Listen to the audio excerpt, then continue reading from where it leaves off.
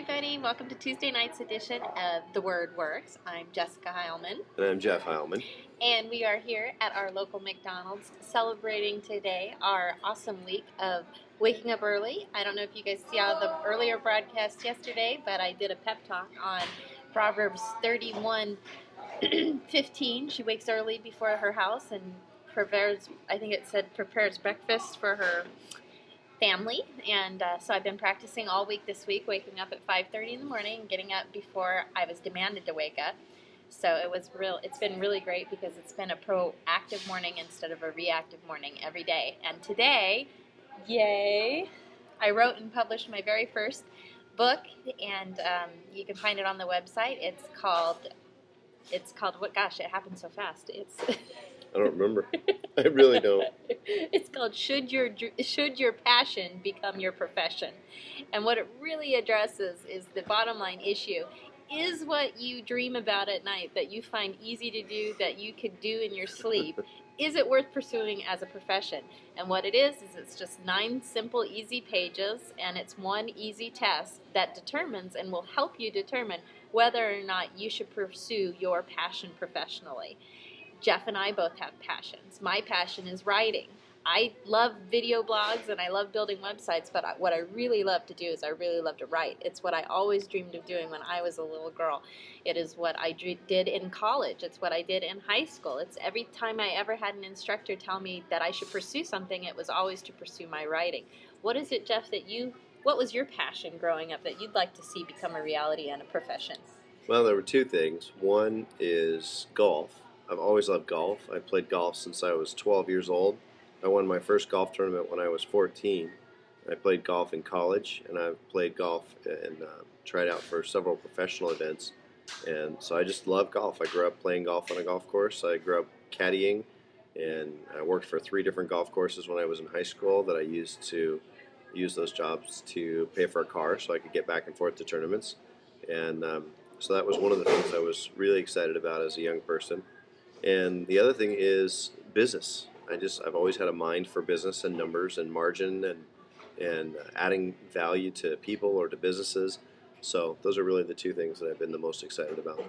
And so what I really felt impressed upon me today in the last few days was bringing together a question and answer session for anybody who was deciding whether or not it was time in order to invest into their talent. Tim Rath's book, StrengthsFinder 2.0, has an awesome formula that says talent times investment equals near perfected success. If you have a talent, if you have a ratio of talent that you find you were better than average at what you did as a child or what you do as an adult, could it potentially be worth investing money into and having manifest as a full-time profession? And I think that that's something that most people in their 30s like to know. Could I become a professional writer? Could I become a professional golfer? Could I become a professional musician? Even at this stage in my life, even in my 30s, is what I always dreamed of doing, is it worth investing dollars into? And so the book that I wrote today, the ebook that I came up with today is just 40 simple questions on defining whether or not you think that you should invest your capital, invest your hard-earned money into your talent, and do you think that it would actually produce a fruitful full-time position? So that's that I believe came as a result from waking up early this week. So I'm really stoked. I'm really excited. Now there's a couple books that we've read, Jeff, that talk about waking up early. There's this one in particular. Which one was it that said waking up early in faith periods? Glenn Bland, who was a gentleman that built an insurance company from scratch. He built one of the largest insurance companies in the United States in the 70s and 80s called the Coaches Insurance Company of America. He built it from scratch in 5 years and wrote a book about the process that he used to keep the details of his life manageable. And the book was called Success, the Glenn Bland Method. And there's an entire chapter in there dedicated to what he calls a faith period or a faith renewal session that he does each morning, first thing right after he gets into the office and before he starts his day. What I found these last 2 mornings waking up, before I was really ready to wake up, was that I was able to be proactive. I was able to put time in the front end of my day, thinking about, meditating on, being in the Word, being ready before the demands are placed upon me. I don't know about you, but most often I end up waking up with a child on my face saying, give me breakfast now, instead of me on my own time saying, I think it's time that I should probably start getting things ready for the kids. So it can be anywhere from a half an hour to 2 hours before you're demanded, but I would strongly suggest that you set yourself some time in the morning to wake up on your own time and not just immediately rush to put the makeup on, get the hair ready, run out the door, but that you would actually take some time for a week. Try it for a week. See what happens. See if you start getting divine revelation. See if you start feeling more proactive. It put me in the frame of mind throughout the whole day that if I can wake up early, I can do anything. And that opened up a lot of doors. We saw a lot of financial breakthroughs as far as bills and things like that that I had put off and kept putting off and kept putting off. But because I had started my day in an I can capacity, I decided to tackle the bigger, tougher projects and began to see some breakthrough in some areas that actually wasn't that difficult at all. But because I had been defeated mentally before I would go into those projects, I didn't even get them started. So waking up early, to me, has shown me that I can, and if I can, then I can do anything, and it carries throughout the whole rest of the day. So, Well, let's talk about that for just a second. Sure. So when you say waking up early, now I know that putting the kids to bed takes a while, and they're not always ready to go to bed at 8 or 8:30. yeah.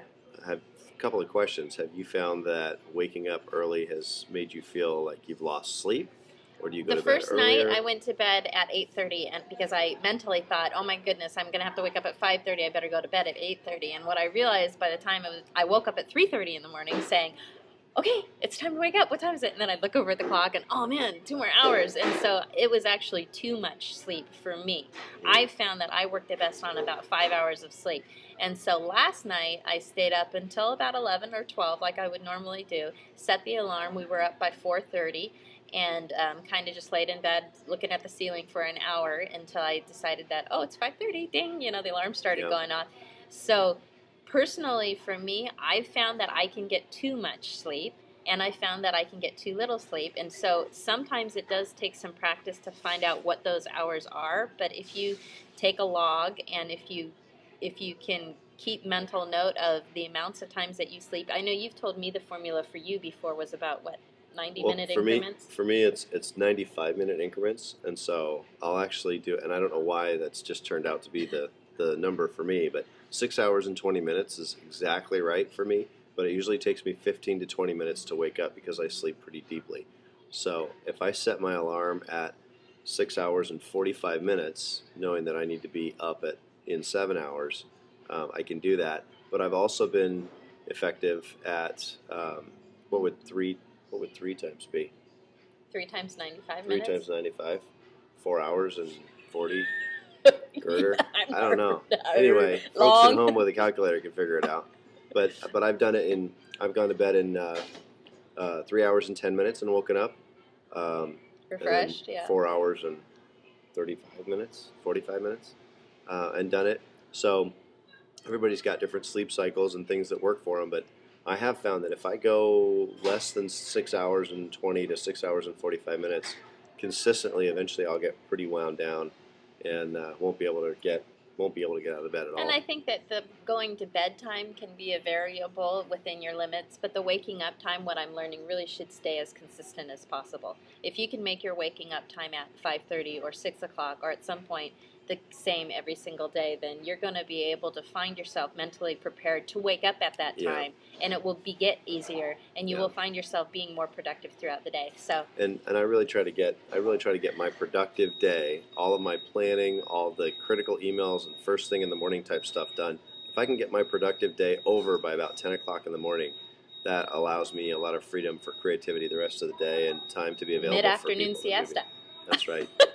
Oh, we love you guys, and just remember the word works. Proverbs 31:15. She wakes up before her house while it's still dark and provides breakfast. It's been working for me. It'll probably work for you too. Love you guys, and we'll keep in touch. Great being with you. Bye.